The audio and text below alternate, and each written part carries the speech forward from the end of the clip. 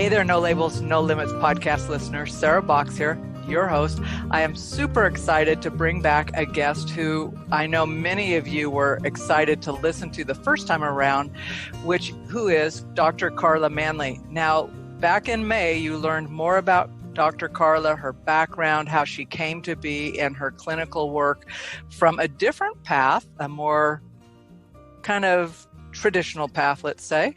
And today she's actually known, beyond being a clinical psychologist, as an author, speaker, and a recognized authority on women's issues, psychological health and wellness, and fear-based disorders such as trauma, anxiety, and depression.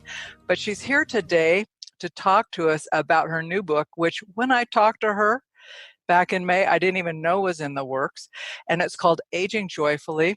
And it touches on the reality for any of us who are transitioning into our later years. And I say this, today is my birthday. So this is really it's a fun day for me. It's a germane topic, but to help folks transition into new beginnings and really the new roles that women in particular face as we age and things change for us.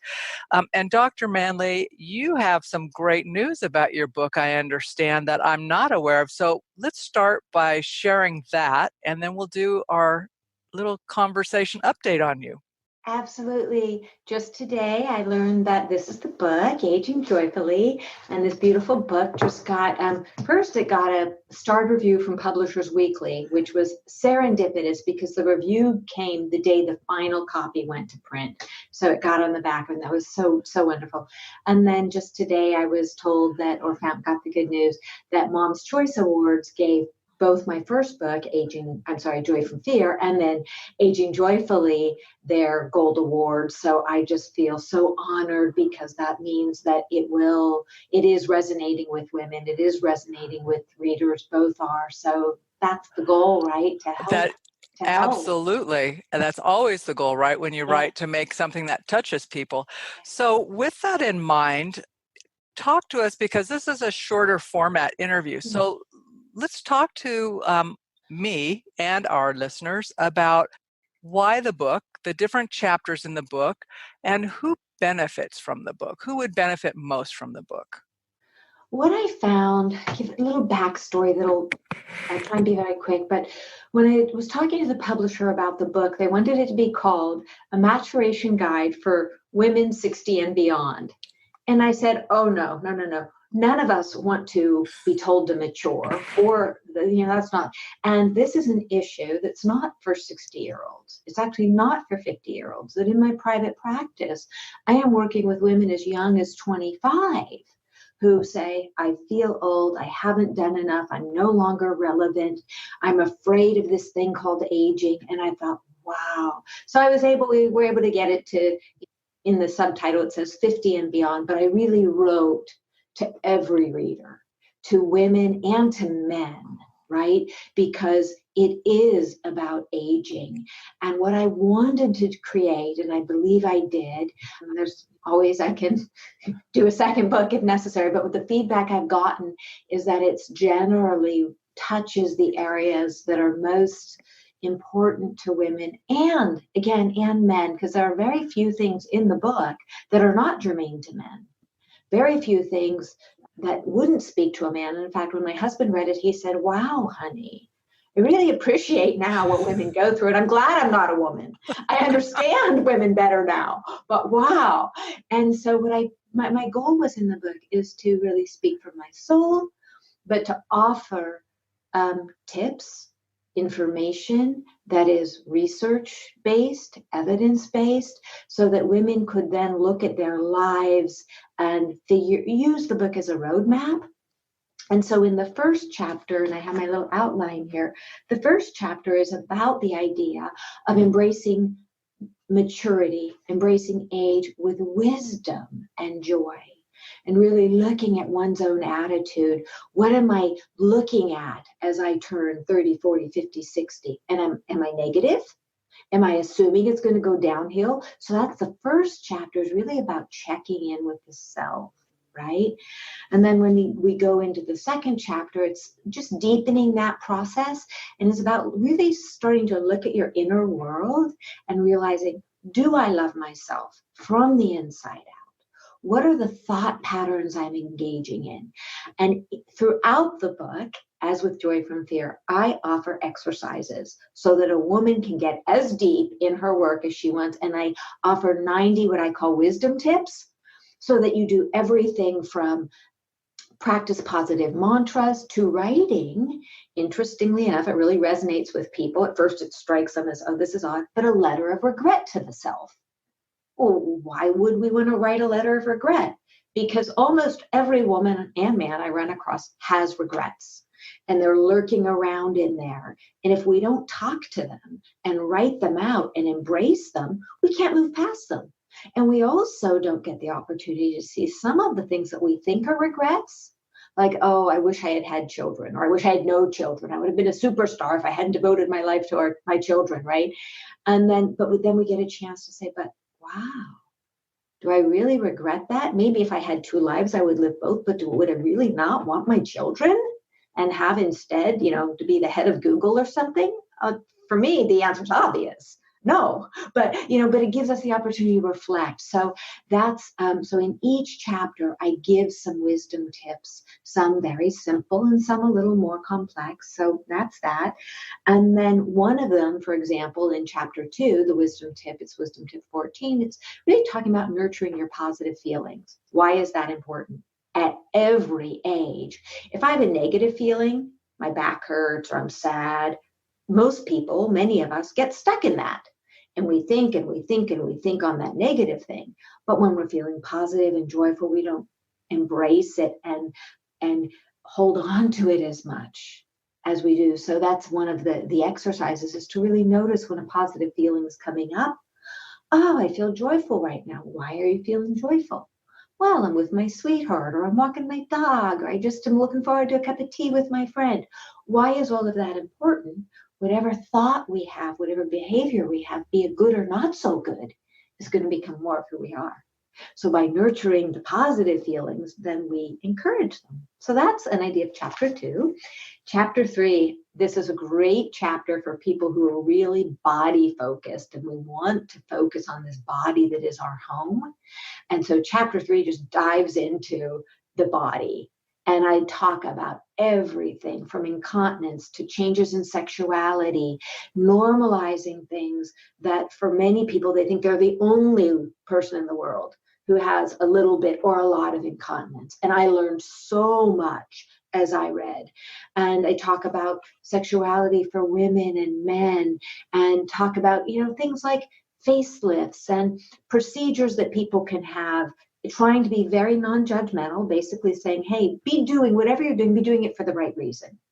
Whatever it is, really come back to you and make sure whatever it is you're doing, going gray, whatever it is, that it helps you feel better about you, not replacing the inner work that needs to be done.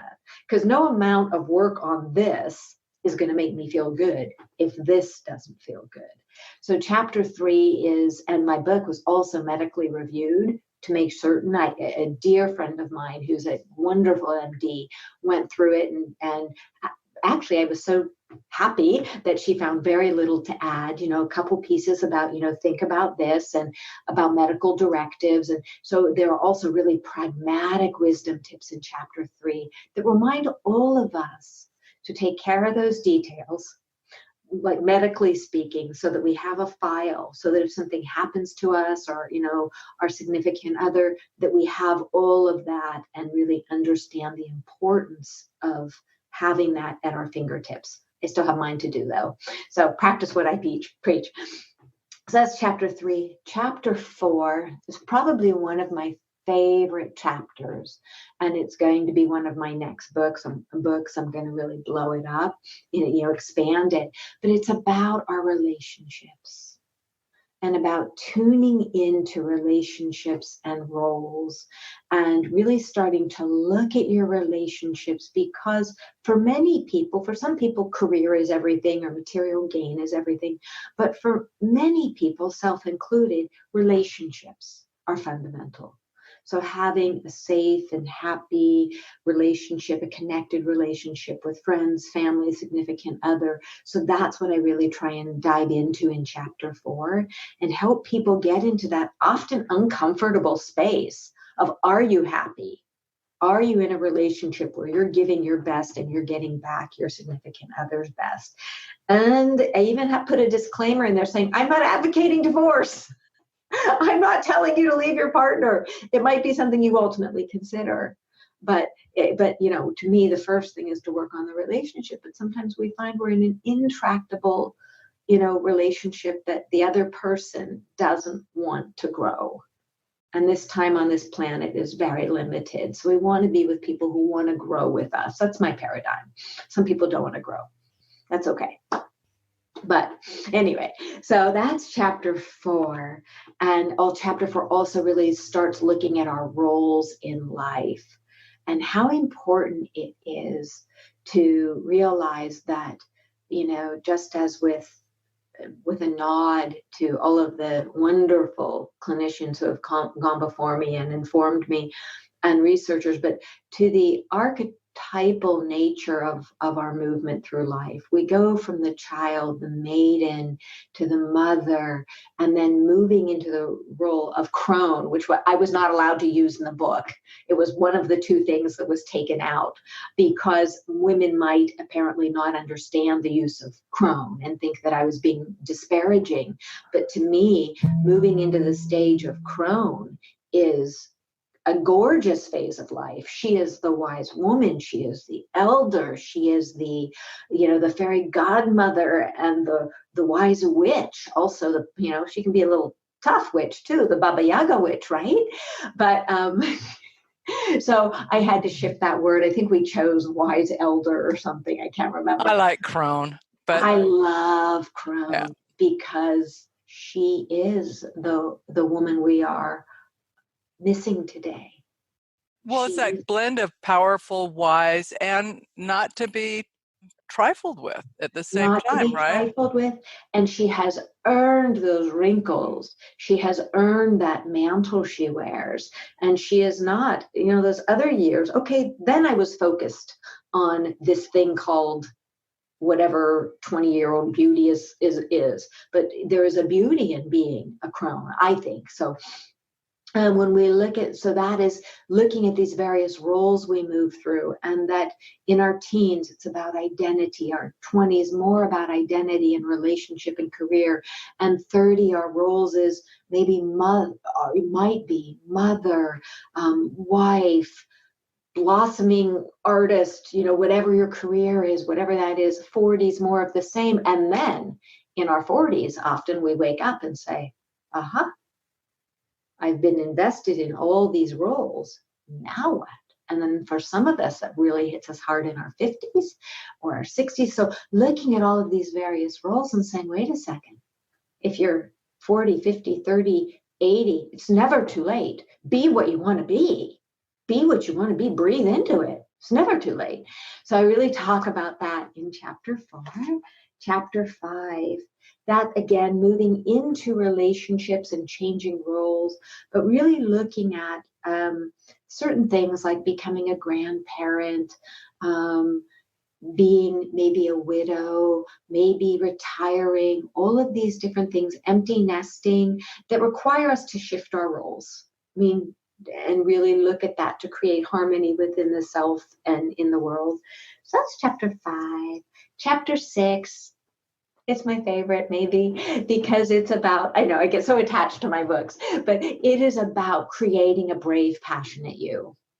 And, self included, that's why I can write from my heart, is I think, hey, no segment of my life has been easy. I'm just one of those people where, the divine says, I'm going to challenge you every day, right? You are going to run the marathon. And so I look at my life and I say, hey, I'm not challenge free yet. At my age, I am happier than ever because I've put all of those things behind me. I've done for everybody else. And now, strangely enough, I'm still doing for others, but it's in a field I love, and it's in a way that I want to help women change themselves, men change themselves, and thus change the world. I get a little crazy about it. I mean, I just get so excited. So doing one thing at a time, just one step at a time, right? And so that's what chapter 6 is about, is really inviting women to be a brave, passionate self, whatever that is. And how do we do that? We notice what brings us passion. We notice what gets us going. And then whatever that is, who cares what somebody thinks about it? Do it. So it sounds like the previous chapters will help you by the time you get to chapter 6 to be able to say, okay, I can connect with what that passion is and I'm ready to do it. I'm clear about it. Yeah. And I am fearless. And this is my time.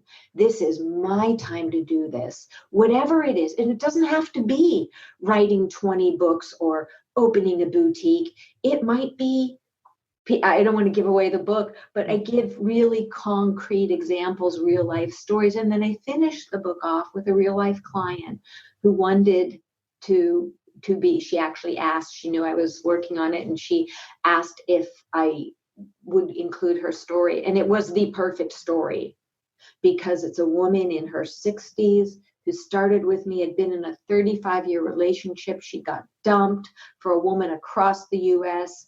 And then she was diagnosed with cancer, and she's learning to date online. I mean, just talk about running the gauntlet, right? Oh, absolutely. So Dr. Manly, because we're going to have to wrap this, but I don't want you to give away everything. So because first of all, your book getting those recognitions and awards this early, in its publication, right? That's amazing. So tell our listeners the best place to get your book, if there is a best place, or your favorite place for them to get it.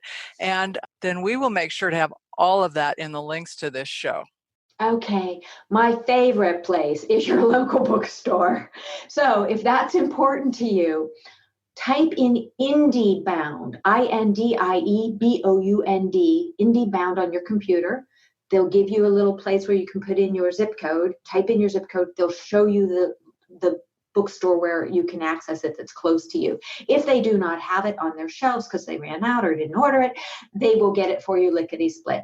That link is also on my website, as is a link to Barnes & Noble and Amazon, where you can also get it. And my publisher, Familius, it can be ordered through their website. You can contact them. And so that's it. But both of them are out there. They are in bookstores. They are in shelves. They're in even Target and Walmart, for goodness sakes. So, well, it sounds like the perfect holiday gift, too. Maybe both of the books wrapped up, nice little bow on it. Nice holiday gift for ourselves first, and then our friends. Yeah, thank you. And I'm going to ask if you will come back in 2020 and we'll have another visit on a different topic entirely. Oh, I would love to. Okay, because I just love your energy and what you share with everyone. So on that note, thank you so much for being a guest again. Thank you. It's such a joy to connect with you and your listeners. Thank you. You're welcome. Happy holidays. Bye. Bye.